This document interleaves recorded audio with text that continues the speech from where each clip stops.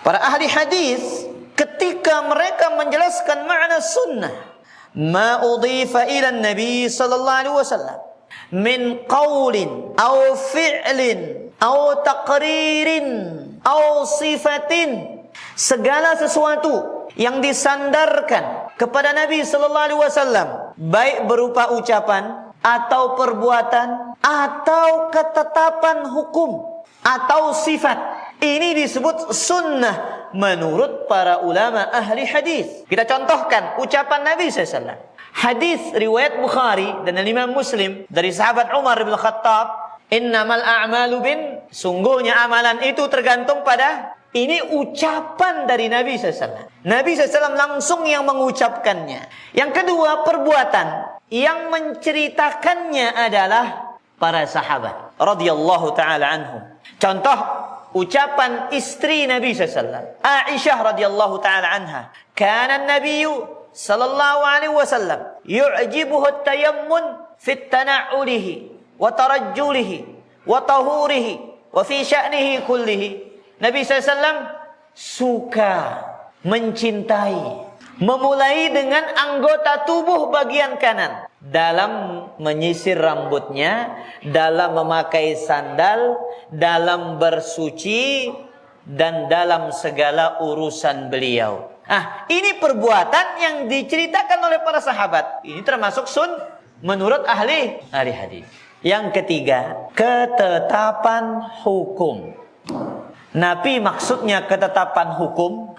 Contoh hadis riwayat Imam Al-Bukhari, ketika Nabi sallallahu alaihi wasallam mengutus salah seorang sahabat yang menjadi pemimpin peperangan, ketika mengimami para sahabat yang lain, ketika selesai baca satu surat ditutup dengan surat Al-Ikhlas. Baca Al-Fatihah, dibaca satu surat, misalkan surat Al-Zalzalah, idza zulzilatil ardu zilzalaha, sampai akhir, lagi baca surat Al-Ikhlas, qul huwallahu ahad, Allahus samad, lam yalid wa lam yulad wa lam yakul lahu kufuwan ahad. Rakaat kedua seperti itu, baca Fatihah, baca surat, ditutup dengan Al-Ikhlas. Pulang dari peperangan, salah seorang sahabat yang ikut bersama panglima ini bercerita kepada Nabi SAW.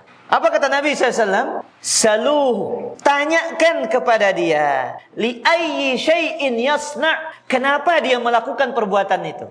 Nabi tidak mengingkari, mengatakan, yuh, kana nganu pegawaiane, kana nganu angkuna. Kenapa dia melakukan itu? Kenapa setiap kali membaca surat dia tutup dengan surat Al-Ikhlas? Nabi tanya, kenapa dia melakukan itu? Ungkap Nabi sallallahu alaihi wasallam, ditanyalah kepada para sahabat ini. Apa jawabannya? Li'annaha sifatur rahman fa uhibbu an aqra'aha. Karena surat Al-Ikhlas mengandung sifat Allah Subhanahu wa taala, maka aku suka dan cinta untuk membacanya. Kembali sahabat ini, wahai Rasulullah, jawabannya panglima ini mengatakan, karena surat itu, Al-Ikhlas itu adalah mengandung sifat Allah, maka dia suka dan cinta membacanya. Dijawab oleh Nabi SAW, akhbiruh fa innallaha yuhibbuhu. Kabarkan kepada dia, Allah mencintainya. Nabi tidak mengatakan, oh kanggo pegawaian ini, oh boleh perbuatannya itu. Nabi tidak membenarkan secara langsung, tapi secara bahasa yang berbeda. Itu namanya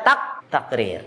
Jelas para jamaah? Yang keempat, sifat. Sifat itu ada dua, sifat fisik dan sifat berupa akhlak. Contoh sifat fisik, kan Nabi SAW marbu'an. Nabi SAW itu orangnya marbu', tidak terlalu tinggi posturnya, tidak terlalu pendek. Itu posturnya Nabi SAW. Kemudian kaitannya dengan akhlak, Nabi SAW kan Nabi SAW ajwadan nas. Nabi SAW manusia yang paling dermawan. Ini kaitannya dengan akhlak. Karena Nabi SAW asyja'an nas. Nabi SAW adalah manusia yang paling pemberani. Ini contoh sunnah menurut penjelasan makna yang diletakkan oleh para ahli hadis. Biar luas ilmu kita tentang sunnah.